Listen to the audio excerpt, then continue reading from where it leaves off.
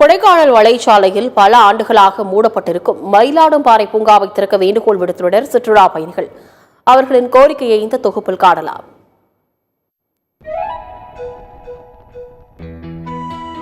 மேற்கு தொடர்ச்சி மலையில் குளிர்ச்சியான காலநிலை, இயற்கையான அழகு மிகுந்த நீரூற்றுகள், மலை குன்றுகள் நடுவே வளைந்து நெளிந்து செல்லும் சாலைகள் என எண்ணற்ற அதிசயங்கள் நிறைந்த உலகளாவிய சுற்றுலா தலங்களில் ஒன்றாக திகழ்ந்து வருகிறது கொடைக்கானல்.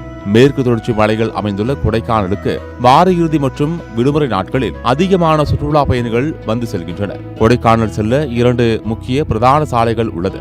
இந்த பிரதான சாலைகள் இரண்டும் சுமார் 40 கிலோமீட்டருக்கு மேல் நீளமான பல கொண்டை ஊசி வளைவுகளை கொண்ட ஆபத்தான மலைச்சாலையாக உள்ளது.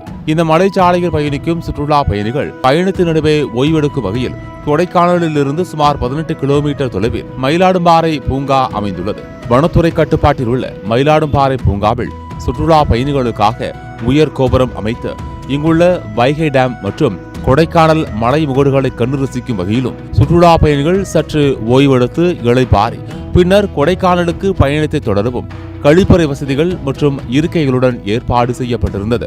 சுற்றுலா பயணிகளின் வாகனங்கள் இங்கு நின்று செல்வதால் மலைச்சாலைகளில் போக்குவரத்து நெரிசலும் விபத்துகளும் குறைந்து காணப்பட்டது.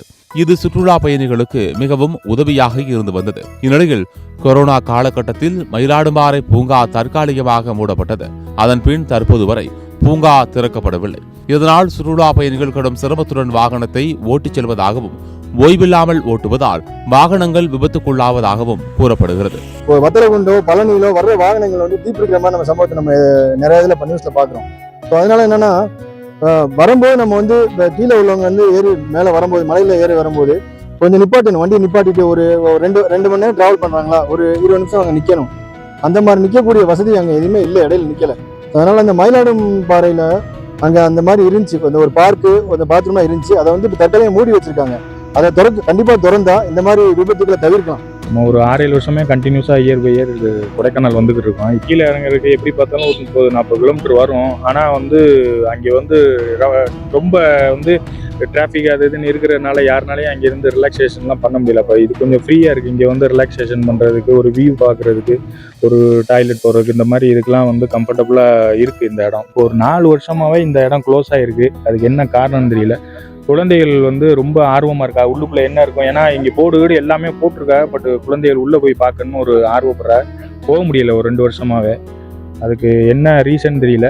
வனத்துறை இதுக்கு கரெக்டான ஒரு ஸ்டெப் எடுத்து இதை ஓப்பன் பண்ணி மெயின்டெனன்ஸ் பண்ணி வச்சாங்கன்னா இன்னும் கொடைக்கானல் வர்ற மக்கள் அதிகமாக நினைக்கிறேன். அடுத்த முறை வரும்போது இதை பராமரித்து திண்டுக்கல் மாவட்ட அதிகாரிகள் செய்து கொடுத்தால் இது ரொம்ப பயனுள்ளதாக இருக்கும். ஓய்வெடுப்பதற்கு பார்ப்பதற்கும் நன்றாக இருக்கும் என்று நினைக்கிறேன். இதை பூட்டி வைக்காமல் திறந்து வச்சா சூப்பராக இருக்கும். இங்கேருந்து பார்க்குறதுக்கும் நல்லாயிருக்கும். இந்த பெரிய குளம் பார்க்குறதுக்கு நல்லாயிருக்கும். இதை பூட்டாமல் இருந்தால் திறந்து விட்டு மக்களுக்கு நல்லது செய்யலாம்.